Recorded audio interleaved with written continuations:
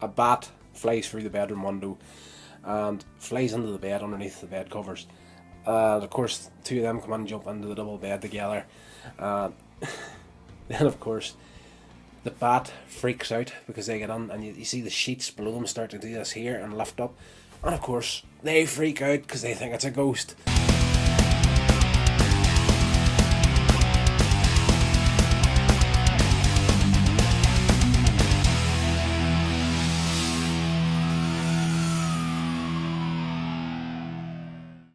In this video, we're going to continue on with the Laurel and Hardy box set. We're doing this series, and we're just working our way through the entire thing, DVD by DVD, and, you know, just to bring Laurel and Hardy to a new generation of people that don't know them. And as I've said before on this series, it's surprising to me just how many people I've personally came across in the last 10 to 15 years who have got absolutely no idea who Laurel and Hardy are.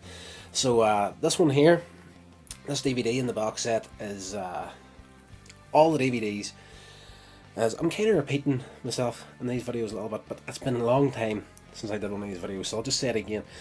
The DVDs in this box set have got like feature-length films and related shorts to a similar theme. And this here, DVD number 6, is entitled Murder in the Air, and it's all classic shorts in this one. And the first one is the Laurel and Hardy murder case, which was in 1930. It's a 30-minute short film, and it's one of these, I think it's one of the better shorts from Laurel and Hardy. This is one I enjoy this. No matter how many times I see this short, I really do enjoy this one. And, you know, it starts off as many a Laurel and Hardy film does. They're down on their luck, they've got no money, they're sitting on a dock, and Stanley, he's trying to catch fish for his dinner, and Ollie is, you know, kind of just, you know, sat sleeping against a pole next to him.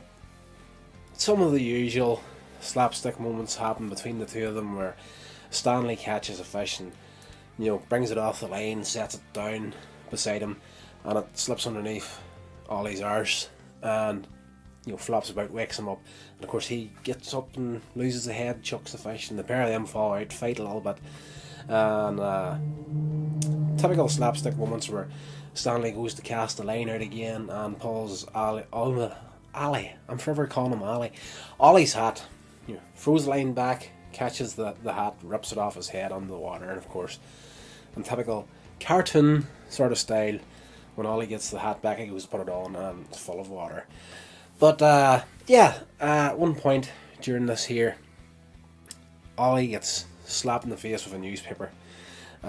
He sees an advertisement in it for a will been read for Ebenezer Laurel. I was almost going to say Ebenezer Scrooge there. Ebenezer Laurel has passed away. He has an estate of $3 million, and this advertisement is calling for any potential heirs to come and witness the reading of the will. So of course, Ollie been Ollie, and always trying to make a quick buck, decides, you know, is Stanley related to this Ebenezer Laurel? He asks Stanley. Of course, Stanley doesn't really know, because Stanley is a little bit stupid on it. And anyway, they decide to go and check out this will reading. When they get there, they find out that all the relatives have been pulled in, and the police are there, and they're investigating the murder of Ebenezer Laurel. So of course the will's not going to be read until the following morning, or we sent to their rooms to spend the night. And there's two characters on it, a butler and another one's like a grieving widow, but it's a man dressed up as a woman. And, you know, throughout the night, relatives are began to get picked off and murdered during the night. And it's obvious the entire way through the film that the butler's up to something. And it's typical kind of haunted house humour in this one. And there's quite a few bits in it where, you know, as things is happening about the house, people's getting knocked off, you can hear screams and whatnot, and of course Stan and Ollie are already freaked out because they're spending the night, and pretty much what they're seeing is a haunted house. And there's a lot of things happening. They spend the majority of this film screaming. There's one particular funny sequence in it. I don't want to give away too much of what happens in these films because they are definitely well worth checking out on your own. But there is one particular sequence in this film where, you know, they've freaked out over something, they've ran down the stairs. That's quite a funny bit too, so I don't want to say nothing but that. But this bit here is one of my favourite parts in all of Laurel and Hardy films throughout the entire spectrum of their movies. As they're coming back up to get back into bed, a bat flies through the bedroom window and flies into the bed underneath the bed covers. Of course, two of them come and jump into the double bed together. Then, of course, the bat freaks out because they get on, and you see the sheets below them start to do this here and lift up. And of course, they freak out because they think it's a ghost. The bat goes up in there with this sheet hanging off it and starts flying around the room. They get up and they're running around the room and this sheet is chasing them.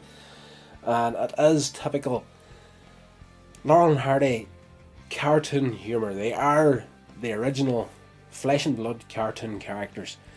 And that is definitely one of the best sequences. And not just this film, but in the majority of their films. It's so well done.